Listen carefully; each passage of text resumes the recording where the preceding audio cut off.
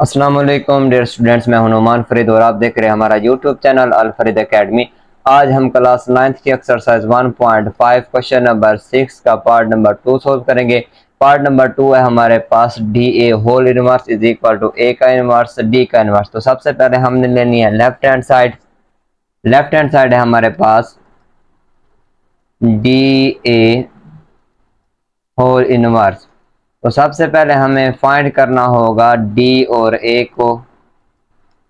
D की जगह पे डी का मैट्रिक्स जो कि हमारे पास है 3 1 -2 2। तो ए की जगह पे ए का मैट्रिक्स लिखेंगे। ए का मैट्रिक्स क्या है हमारे पास 4 0 -1 2।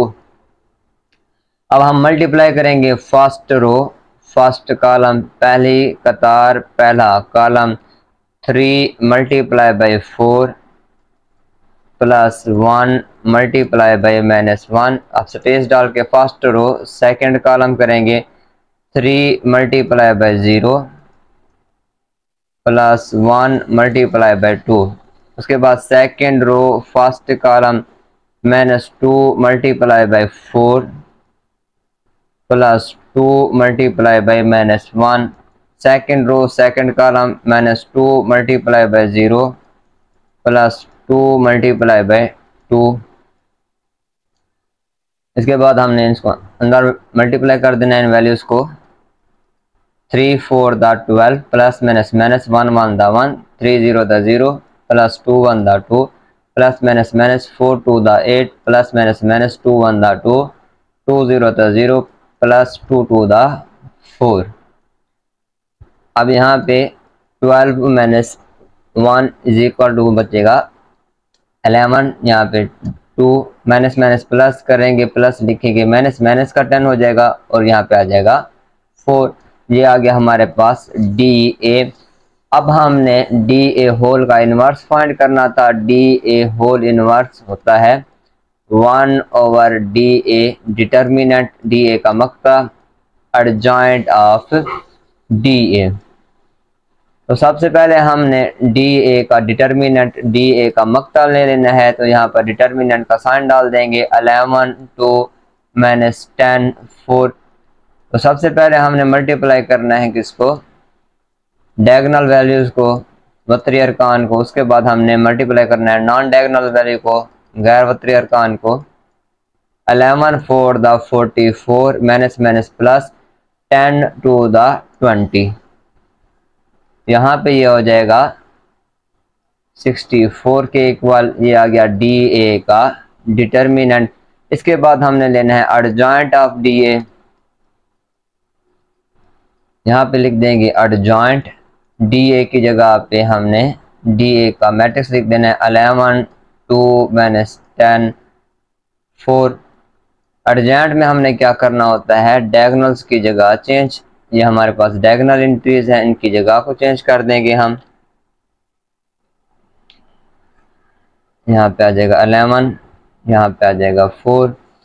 अच्छा, नॉन डायगोनल की हमने एंट्रीज को चेंज करना होता है। नॉन डायगोनल जो है हमारे पास ये क्या हो जाएगी, माइनस का 10 है तो प्लस का 10 हो जाएगा, प्लस का 2 है तो माइनस का 2 हो जाएगा। इसके बाद हमने वैल्यूज को पुट कर देना है। D A whole inverse is equal to 1 over. अब डी ए का हमने डिटर्मिनेंट फाइंड किया था, वो किसके इक्वल है, 64 के इक्वल। यहाँ पे आ जाएगा 64। एडजॉइंट ऑफ डी ए हमारे पास है 4 -2 10 11। इसके बाद हमने 1 ओवर 64 को अंदर मल्टीप्लाई कर देना है। 4 multiply by 1 over 64 -2 multiply by 1 over 64 10 multiply by 1 over 64 11 multiply by 1 over 64। अब यहाँ पे 4 के साथ इसको डिवाइड करते हैं। 4 1 दा 4 4 1 दा 4। अब यहाँ पे 4 6 दा 24। यहाँ पे जो बाकी बच जाएगा 1 ओवर 16। इसको कट करें 2 1 दा 2। यहाँ पे आ जाएगा 32 -1 ओवर 32। अब 2 5 दा 10। यहाँ पे आ जाएगा 32 5 ओवर 32। अब 11 दा 11 ओवर में क्या आ जाएगा 64। ये हमने लेफ्ट साइड यानी कि डी ए होल का इनवर्स फाइंड कर लिया है। अब हम करते हैं राइट हैंड साइड को।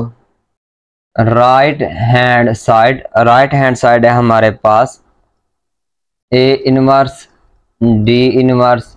तो आइए सबसे पहले हम ए इनवर्स को फाइंड करते हैं। ए का इनवर्स इक्वल होगा 1/a का डिटर्मिनेंट एडजॉइंट ऑफ ए का डिटर्मिनेंट फाइंड करेंगे। पहले ए का मैट्रिक्स था हमारे पास 4 0 -1 2। अब डायगोनल एंट्रीज को पहले मल्टीप्लाई करें। 4 multiply by 2 -1 multiply by 0 4 2 the 8 minus plus 1 0 the 0 is equal to क्या आ जाएगा 8। ए का डिटर्मिनेंट इज इक्वल टू आ गया 8 के। अब आगे हमने फाइंड करना है एडजॉइंट ऑफ ए। यहाँ पे हमने लिख देना है एडजॉइंट ए की जगह पे ए का मैट्रिक्स क्या है 4 0 -1 2। एडजॉइंट में क्या करना है हमने डायगोनल्स की जगह चेंज कर देनी है, नॉन डायगोनल्स के साइन चेंज कर देना है। 0 न्यूट्रल होता है, उसके साथ ना प्लस आएगा ना माइनस आएगा। अब यहाँ पे हमने लिख देना है ए का इनवर्स 1/a का डिटर्मिनेंट किसके इक्वल है 8 के। एडजॉइंट ऑफ क्या है हमारे पास 2 0 1 4। यहाँ तक करने के बाद आप इसको स्टॉप कर दें। इसके बाद हमने फाइंड करना है डी का इनवर्स किसके इक्वल होता है 1/d का डिटर्मिनेंट एडजॉइंट ऑफ डी का डिटर्मिनेंट लिखेंगे डी की जगह पे डी का मैट्रिक्स लिखेंगे। डी का मैट्रिक्स क्या था हमारे पास 3 1 -2 2। अब सबसे पहले हमने डायगोनल इंटीजर्स को मल्टीप्लाई करना है। 3 multiply by 2 minus into -2 multiply by 1 3 2 the 6 minus plus 2 1 the 2 is equal to 8।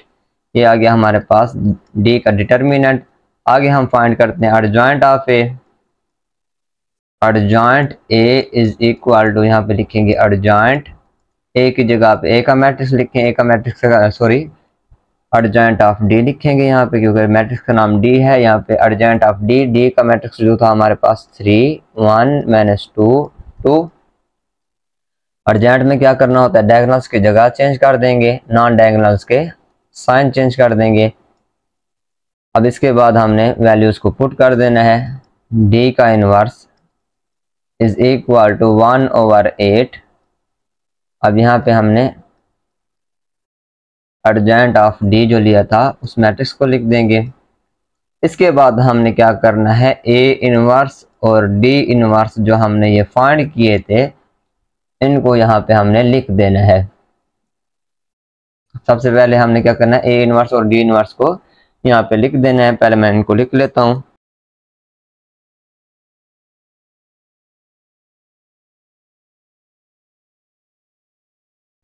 Values को पुट करने के बाद सबसे पहले हम बाहर वाली जो ये वैल्यूज हैं इनको आपस में मल्टीप्लाई कर देते हैं। 1 1 द 1 8 8 द 64। इसके बाद इस मैट्रिक्स को लिखते हैं 2 0 1 4।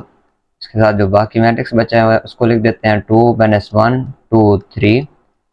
अब हमने मल्टीप्लाई करना है फर्स्ट रो फर्स्ट कॉलम 1/64। यहाँ पे मल्टीप्लाई करेंगे 2 multiply by 2 plus 0 multiply by 2 space डाल के first row second column 2 multiply by -1 plus 0 multiply by 3। इसके बाद second row first column 1 multiply by 2 plus 4 multiply by 2। Second row second column 1 multiply by -1 plus 4 multiply by 3। Multiply करने के बाद हमने 1/64 को वैसे का वैसे लिख देना है। अब अंदर वाली वैल्यूज को मल्टीप्लाई करते हैं।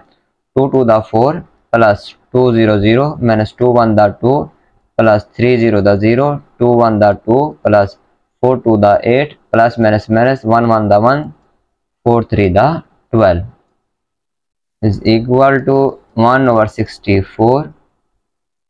4 आ जाएगा यहाँ पे -2 2 प्लस 8 इज इक्वल टू 10। यहाँ पे आ जाएगा 11। अब 1/64 को हमने अंदर मल्टीप्लाई कर देना है। 4 multiply bye 1/64 -2 multiply bye 1/64 10 multiply by 1/64 11 multiply by 1/64। अब 4 को काटें, यहाँ पे 4 यहाँ पे बाकी बच जाएगा 1/16, 2 1 दा 2, यहाँ पे आ जाएगा 32 माइनस 1/32, यहाँ पे काटे 5 32 5/32, 11 1 दा 11, यहाँ पे आ जाएगा 62। अब हम चेक करते हैं लेफ्ट साइड राइट साइड के इक्वल है या नहीं। तो लेफ्ट साइड है 1/16 माइनस 1/32, 5/32, 11/64।